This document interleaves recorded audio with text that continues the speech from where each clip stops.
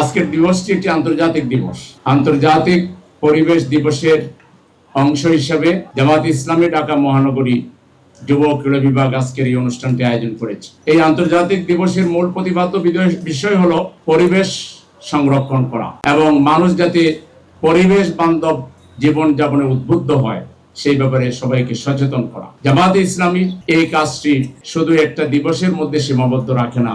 জামায়াতে ইসলামী বলতে পারেন 12 মাস ব্যাপী, বছর ব্যাপী পরিবেশের দূষণ কমানো, পরিবেশ সংরক্ষণ করা, একটি গ্রিন পরিবেশের জন্য, সবুজ পরিবেশের জন্য জামায়াতে ইসলামী সারা বছর ব্যাপী কাজ করে। আপনারা গত ঈদে দেখেছেন আমরা বর্জ্য ব্যবস্থাপনায় সরকার যেখানে শুধু মুখের বুলি আড়িয়েছে, এটা করে ফেলবে, ওটা করে ফেলবে, কিন্তু বাস্তব ময়দানে গিয়ে আমরা অনেক কিছু দেখি নাই।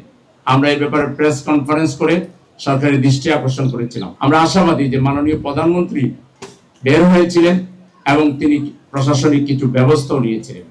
এটা যথেষ্ট নয়। যথেষ্ট হতো যাদেরকে উপরে বসিয়েছেন রাজনৈতিক নেতা, যাদের এই সিটি সম্পর্কে কোনো জ্ঞানই নাই, অভিজ্ঞতা নাই, তাদেরকে সরিয়ে তিনি যদি সাহস করে ঘোষণা দিতেন যে সিটি নির্বাচন অতি শীঘ্রই হবে এবং নির্বাচিত মেয়র এবং জনপ্রতিনিধিরা আগামী এই সিটিকে পরিবেশ বান্ধব করার জন্য পাঞ্জাবের জগতে একটি বিশ্বস্ত নাম শাবাব এথনিক ওয়্যার, এটাকে নিট এন্ড ক্লিন রাখার জন্য তারা উদ্যোগ নেবেন, সেই সাহসী ঘোষণাটা জাতি আমাদের মাননীয় প্রধানমন্ত্রীর কাছে আশা করেছিল।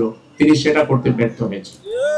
আমাদের এই ঢাকা পরিবেশের দিক থেকে, বায়ু দূষণের দিক থেকে সবচেয়ে নিম্নমানে অবস্থান করছে। আপনারা জানেন পৃথিবীর কয়েকটা শহরের মধ্যে, 2-3টা শহরের মধ্যে একটা শহর হলো যা বায়ু দূষণের দিক থেকে নিম্নমানে অবস্থান করছে।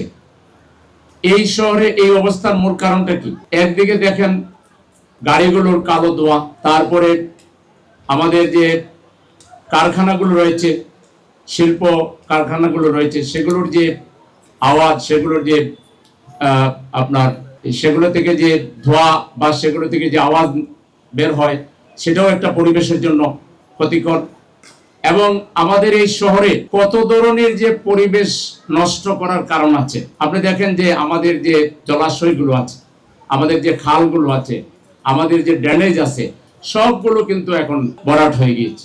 এখানে বর্জ্যগুলো ফেলা হয়, প্লাস্টিক এবং সমস্ত আবর্জনাগুলো দিয়ে আমাদের জলাশয়গুলোকে ভরে দেওয়া হয়েছে। ফলে এখানে পানি দূষণ বিরাজ করছে, বায়ু দূষণ বিরাজ করছে, এখানে শব্দ দূষণ বিরাজ করছে, গাড়ির যে আওয়াজ এবং কলকারখানার এবং বিল্ডিং নির্মাণের যে আওয়াজ এবং আরো কত ধরনের আওয়াজ আছে। সেই শব্দের কারণে আমাদের এখানে বৃদ্ধ মানুষ যারা আছে তারা কষ্ট পায়, হাসপাতালে যারা চিকিৎসা নেয় তারা কষ্ট পায়, শিশুরা কষ্ট পায়। একটা শহরে বসবাস করার জন্য যে ধরনের সুন্দর পরিবেশ দরকার, আজকে ঢাকা শহরে সেটি নেই এবং যুগ যুগ ধরে নেই। যত সময় যাচ্ছে পরিবেশ যেন আরো নষ্ট হচ্ছে।